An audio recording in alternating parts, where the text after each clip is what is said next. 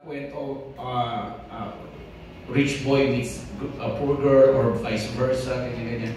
Tapos yung may mga conflict sa family. Without giving too much, ano po yung maaasahan namin dito dahil kayo rin ang nagsulat? At yung mga bagong touch, kumbaga, sa henerasyon ngayon na puro social media na po tayo.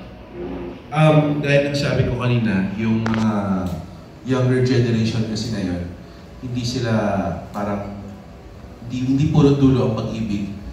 Ang mga kabataan ngayon, fini-figure out nila paano pwedeng magkaroon ng pag-ibig without sabotaging or abandoning yourself. Dapat yung pag-grow mo as individual, hindi siya masacrifice just because pinu-pursue mo yung love. So, itong mga ganitong bagay yung gusto kong i-capture dito sa pelikula ko. Walang hindi siya yung pelikula na merong kontrabida, merong bida. Yung characters ko, wala silang moral high ground. Because as young people, yung characters ko, di ba, pwedeng nagmamahal sila, pero it can transform into something toxic. Di ba? So, what I want the audience to see in this movie is how love can be something beautiful yet messy.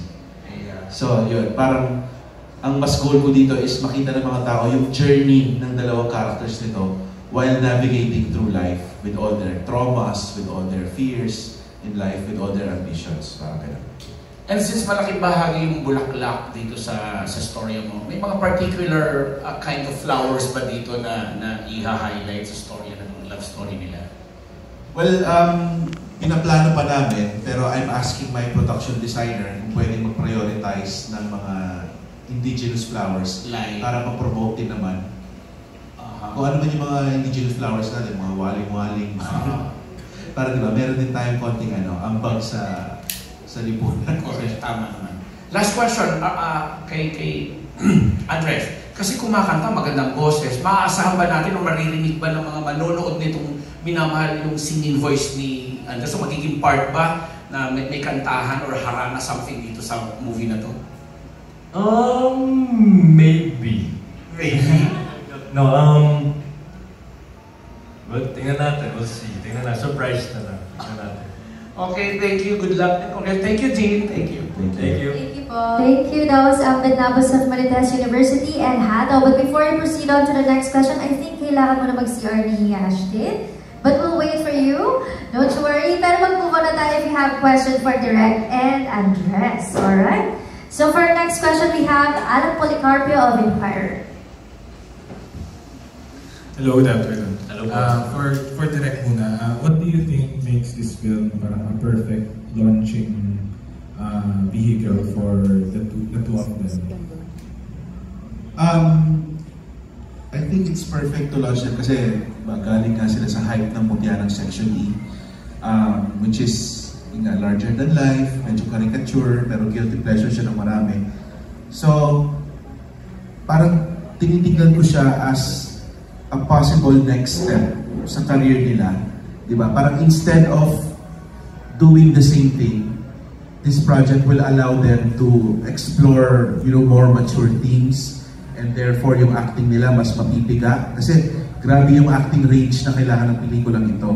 Like for example, yung character ni Andres, from loner, magiging sad boy, magiging boyfriend material. So, ayun, perfect ito kasi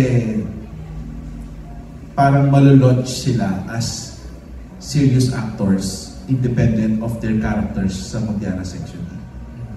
Andres, how do you feel about that? Do you think that with the experience you've had so far na you are now parang ready or equipped to make that next step? Of course, there's still many things that I have to learn yet kasi bago pa din ako, and there are a lot of things that I do want to learn talaga, and I do believe that this is the next step in not only improving my skill set as an actor, but also overall in the industry and with work. So this is gonna serve also as a learning opportunity talaga, and getting the opportunity, like I said, to work with Direct, who's gonna guide me. Yeah. Pero how are you finding acting showbiz so far? Do you see parang are you at the point where you can say na long term, or you want to do this more seriously? Hello, yeah. Okay, definitely yes. In terms of acting naman, you know, I want to improve my craft. I want to really show people talaga that I can act and that I have range and I'm versatile enough to portray these roles that are, you know, polar opposites. Like coming from a character that is Kiefer, that is a lot louder and larger than life, now turning into this character that is Rafi, who's a lot more quiet and more conserved with himself.